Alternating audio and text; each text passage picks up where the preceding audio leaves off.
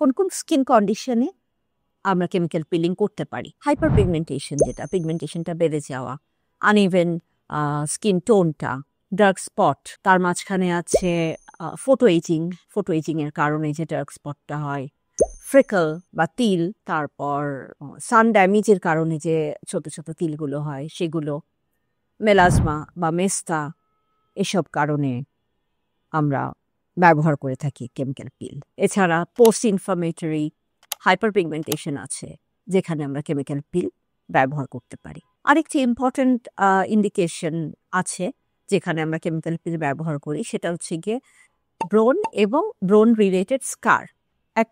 Acne স্কারে chemical peeling খুব effective, বেশ ভালো কাজ করে।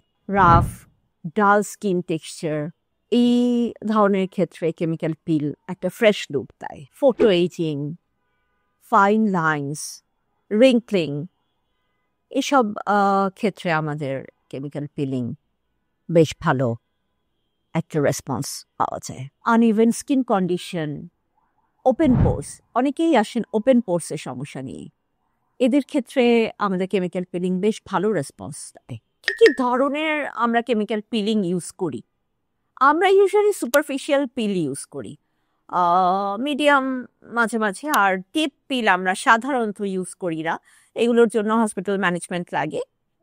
ওরকম যেরকম আপনারা দেখতে পান ইন্টারনেটে, বা অনেকে ভয় পান, পিল সম্বন্ধে একটা ফিয়ার বা একটা ভয় নিয়ে রোগীরা আসেন যে আমি কেমিক্যাল পিল করলে বোধহয় আমার চামড়া উঠে যাবে, এরকম টেনে টেনে যেটা দেখা যায়, ওগুলো ডিপ পিল। সাধারণত এই ধরনের পিল আমরা ইউজ করি না।